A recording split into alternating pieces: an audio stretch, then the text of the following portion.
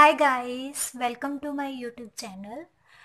आज हम डिस्कस करने वाले हैं about Householder method. This method is use for only real symmetric matrix. इस मेथड में हम किसी भी मैट्रिक्स को ट्राई डायगोनल फॉर्म में रिड्यूस करते हैं। इन दिस मेथड हमें सिर्फ क्या चाहिए, मैट्रिक्स क्या हो, रियल सिमेट्रिक हो। अगर मैट्रिक्स हमारे पास गिवन रियल सिमेट्रिक नहीं है तो हम हाउस होल्डर मेथड को अप्लाई नहीं कर सकते। एंड सिमेट्रिक मैट्रिक्स कौन सी मैट्रिक्स होती है? जिसका मैट्रिक्स का ट्रांसपोज सेम हो, मतलब वो मैट्रिक्स का अगर हम ट्रांसपोज कर दें फिर भी हमारे पास सेम मैट्रिक्स आ जाए तो वो मैट्रिक्स क्या होती है? Symmetric matrix. तो अब हम इसके बाद अगले स्टेप से डिस्कस करते हैं कि हाउस होल्डर मेथड को निकालने के लिए हमें क्या क्या प्रोसीजर करने पड़ेंगे। फर्स्ट ऑफ ऑल मैंने आपको बता दिया कि फर्स्ट तो हमने यही चेक करना है कि हमारे पास जो मैट्रिक्स गिवन है वो सिमेट्रिक है या नहीं। उसके बाद फर्स्ट स्टेप हमारा ये है कि हमें एक एस को फाइंड करना है जिसकी वैल्यू क्या है, एस इज इक्वल टू क्या है, a1 2 प्लस a1 3 का अंडर रूट। तो आफ्टर एस को फाइंड करने के बाद हमें सेकंड स्टेप करना है, हमें एक वी मैट्रिक्स को लेना है जो कि इक्वल है 0 v2 एंड v3। तो इसको हमने लेट करना है। After that we have to find v2 this square which is equal to half bracket 1 plus a12 sign of a12 upon S. उसके बाद हमने v3 फाइंड करना है which is equal to a13 sign a12 upon 2v2s। इस इन formulas को find करने के लिए हम एक थ्योरम है उसको हमें ड्राइव करना पड़ेगा, बट मैं आपको डायरेक्ट फॉर्मूलाज बता रही हूँ आगे। इसके बाद नेक्स्ट स्टेप में हमें क्या करना है, जो ये वैल्यूज़ हमने v2 और v3 की निकाली है इसको हमने v में पुट करना है। और after putting this we have to find p which is equal to I क्या है हमारा आइडेंटिटी मैट्रिक्स, एंड -2 v का ट्रांसपोज। उसके बाद हमें एंड में ट्राई डायगोनल मैट्रिक्स को निकालने के लिए हमें क्या करना पड़ेगा, a1 is equal to P A P. तो a1 जो हमारा एंड में आएगा वो क्या होगा, हमारा ट्राई डायगोनल मैट्रिक्स। हम जब p और ap की वैल्यू पुट करेंगे और इनका क्रॉस प्रोडक्ट करेंगे तो हमारे पास a1 आ जाएगा जो कि क्या होगा, ट्राई डायगोनल मैट्रिक्स होगा। और ट्राई डायगोनल मैट्रिक्स क्या होता है, सपोज हमारे पास this is the tridiagonal matrix. Tridiagonal matrix में क्या होता है, जो डायगोनल एलिमेंट्स होते हैं और सुपर डायगोनल एलिमेंट्स होते हैं और सब डायगोनल एलिमेंट्स होते हैं, इनके अलावा जितने भी एलिमेंट्स रह गए मैट्रिक्स के वो क्या होते हैं, ज़ीरो। सिर्फ नॉन ज़ीरो कौन से एलिमेंट्स होते हैं, डायगोनल, सुपर डायगोनल और सब डायगोनल। एंड डायगोनल के ऊपर वाला जो डायगोनल बनता है वो सुपर डायगोनल होता है, एंड डायगोनल के नीचे वाला जो डायगोनल बनता है वो सब डायगोनल होता है। तो इनके अलावा अगर बाकी एलिमेंट्स के यहाँ ज़ीरो आ जाएं इसका मतलब वो क्या होगा, ट्राई डायगोनल फॉर्म होगा। अगर सपोज हमारे पास ये मैट्रिक्स 4 × 4 की होती तो क्या होता, तो अगर हमारे पास ये 4 × 4 डायगोनल मैट्रिक्स, मैंने 4 × 4 मैट्रिक्स बना लिया, तो इस वाले केस में हमारा ट्राइडायगोनल फॉर्म क्या होगा, ये क्या है हमारा डायगोनल है, एंड ये क्या है हमारा सुपर डायगोनल, और ये क्या है हमारा सब डायगोनल। तो इसके अलावा हमारे जो बाकी सारे एलिमेंट्स क्या होने चाहिए, ज़ीरो होने चाहिए। अगर ये बाकी सारे एलिमेंट ज़ीरो बन गए इसका मतलब ये क्या है, ट्राई डायगोनल फॉर्म है।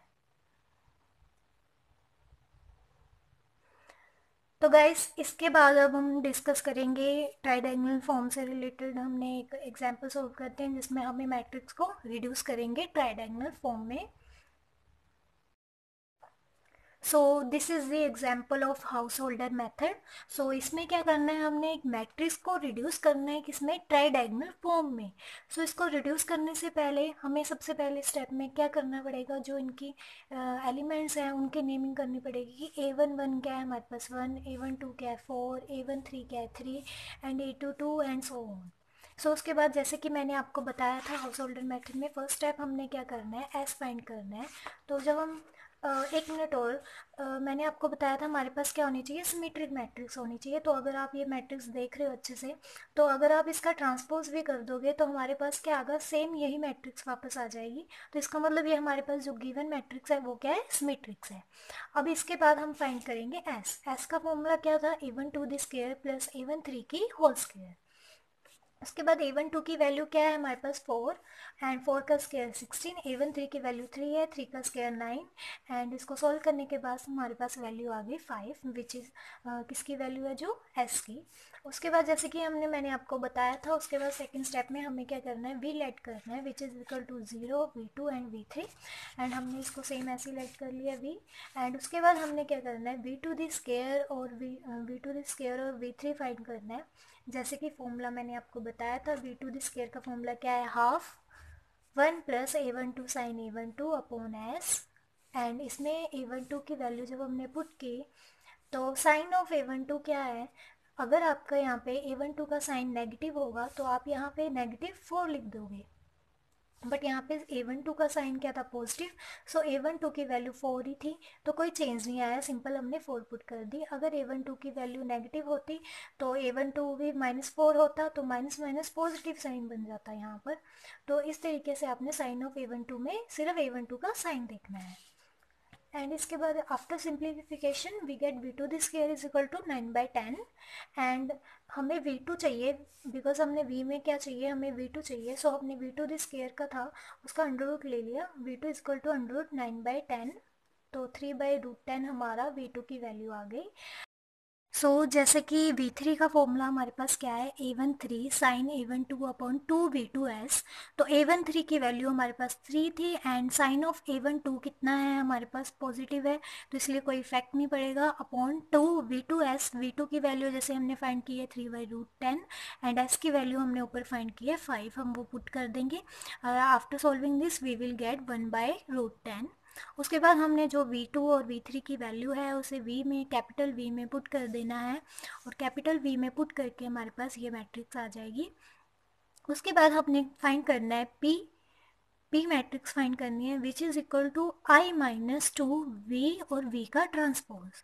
तो आइडेंटिटी मैट्रिक्स क्या है हमारी, अब देखो हम 3×3 मैट्रिक्स ले रहे हैं तो हमने आइडेंटिटी भी क्या लेनी है, 3×3।